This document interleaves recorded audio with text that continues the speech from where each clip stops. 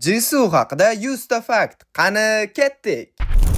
To'liq ismi Kim Jisoo. 1995-yilda Janubiy Koreyaning Gumpo shahrida tug'ilgan. 2026-yilda u o'zining 31 yoshini qarshi oldi. Jisoo Blackpink guruhining eng katta a'zosi. Bo'yi 1.62 m, vazni 45 kg. Hozirda o'zining Blisso nomli shaxsiy kompaniyasiga ega. Uning boyligi 30 million dollardan oshadi. Jisoo dunyoga mashhur Dior brendining global elchisi. Uni Diorning haqiqiy malikasi deb atashadi. Cartier zargarlik brendi bilan multimillion dollarlik shartnomasi bor. Yillik daromadi reklamalar bilan 11 million dollardan oshadi. Uning garajida Mercedes Maybach S-Class bor. Shuningdek, u qora rangli Cadillac'da yuradi. Jisoo K-pop olamidagi eng muvaffaqiyatli aktrisa idoldir. Snowdrop, ya'ni qorparcha serialidagi roli uchun ko'plab mukofotlar oladi. Instagramda 80 milliondan ko'p obunachisi bor. Uning bitta reklama posti 500 ming dollar turadi. Jisoo Dior brendining savdosini dunyo bo'ylab 400% ga oshirgan. Uning shaxsiy garderobi eng qimmatbaho Dior sumkalariga to'la. Bir marta Cartier tadbirida 8 million dollarlik marjon taqqan. Jisoo kompyuter o'yinlarining ashaddiy ishqibozi hisoblanadi. U bo'sh vaqtida soatlab PUBG va Overwatch o'yinini o'ynaydi. Uning Flower qo'shig'i butun dunyoda trendga aylangan. Bu qo'shiq YouTube'da eng tez ko'p ko'rilgan solo kliplardan biri hisoblanadi. Jisoo guruhdagi eng quvnoq va hazilkash member. Uning Dalgom ismli sevimli oq kuchukchasi bor. Dalgom uchun maxsus Dior it sumkasini sovg'a qilgan. Jisoo K-pop olamidagi eng past va jozibali ovoz egasi. Uning tishlari tabiiy va tabassumi juda samimiy. U bolaligida professional yozuvchi bo'lishni orzu qilgan. U kitob o'qishni juda yaxshi ko'radi. Asosan detektiv janridagi asarlarni o'qishni yaxshi ko'radi. Jisoo casting paytida I have a lover qo'shig'ini aytgan. U YG kompaniyasida stajyor bo'lib 5 yil davomida tayyorgarlik ko'rgan.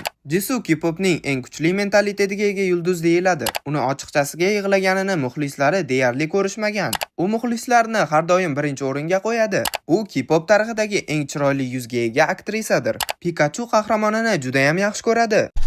Sevimli rangi binafsha, lekin qora kiyim kiyishni yoqtiradi. Jisooga achchiq ovqatlar va ramyonlar juda yoqadi. Uning shaxsiy villasining narxi taxminan 4 million dollar. Jisoo Omniscient Reader filmini asosiy rollardan birini o'ynagan. Uning aktyorlik mahorati Gollivud prodyuserlarini ham hayratga solgan. U doim o'zi bilan kichik o'yinchoq olib yuradi. U K-pop olamidagi eng yaxshi boshlovchi hisoblanadi. Jisoo ingliz tilini tushunadi, lekin gapirishga biroz uyaladi. Uning samimiyligi uchun uni Miss Korea deb atashgan. Jisoo darslarda uxlab qoladigan sho'x qiz bo'lgan.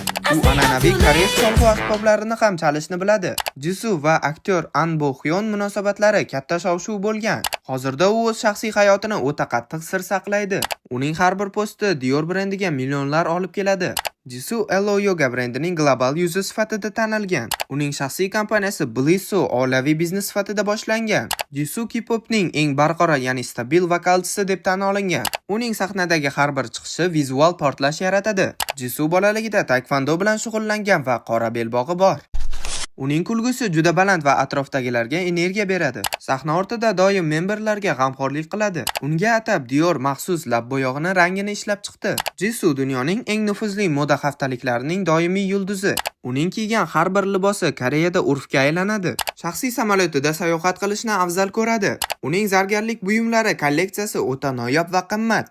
Jisoo har bir intervyusida o'zining donoligi bilan ajralib turadi. U K-pop tarixidagi eng mehnatkash idollardan biri hisoblanadi. YouTube kanali orqali xayriya ishlariga millionlar o'tkazadi. Uning kanali daromadi to'liqligicha bolalar shifoxonasiga ketadi. Jisoo doim kiyimlarida soddalik va nafislikni tanlaydi. Uning sochlari K-popdagi eng qalin va sog'lom sochlardan biridir. K-popning eng muvaffaqiyatli va yakkaxon ijrochilaridan biridir. Uning Flower raqsi TikTokda milliard marta takrorlangan. U har doim o'z muxlislarini Soya deb ataydi.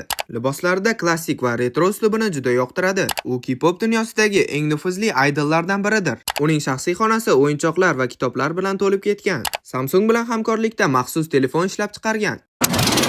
2026-yilda u o'zining ilk badiiy filmini taqdim etgan. Uning olingan gonorari rekord darajasida bo'ldi. U K-pop olamidagi eng ko'p reklamasi bor idol. Uning kuchi har qanday vaziyatda o'zligini saqlab qolishda. Jisoo doim yosh qizlarni o'ziga ishonishga chorlab keladi. Uning tabassumi brendlar uchun eng katta marketing qurolidir. Jisoo K-popning eng ishonchli va sadoqatli vakili hisoblanadi. Uning har bir chiqishi vizual san'at sifatida baholanadi. Jisoo o'zining shaxsiy kosmetika liniyasini chiqarish arafasida. U K-pop dunyosining eng yuqori darajadagi estetika egasi. Jisoo bu nafosat, go'zallik va aqlning mukammal uyg'unligidir. Uning imzosi tushirilgan buyumlar juda noyob. U har bir yutug'ini Blackpink bilan birga nishonlaydi. Guruhning tarqalib ketmasligi uchun eng ko'p harakatni u qilgan. Jisoo K-pop olamining haqiqiy milliy faxri hisoblanadi. Uning har bir konsertiga chiptalar soniyalarda sotilib ketadi. Jisoo 2026-yilda dunyoning eng go'zal ayoli deb topildi. U o'zini nafaqat xonanda, balki buyuk aktrisa sifatida ko'radi. Kelajakda u o'zining shaxsiy kino studiyasini ochishi mumkin. Kim Jisoo K-pop olamining mangu porlovchi vizual qirolichasi. Do'stlar, bugungi videomiz shulardan iborat edi. Agar video yoqqan bo'lsa, like bosing va kanalimizga obuna bo'ling. Va keyingi video kim haqida bo'lishini yozib qoldiring. Sizlar bilan Aziz Uz K-pop kanalida bo'ldim. Keyingi videolarda ko'rishguncha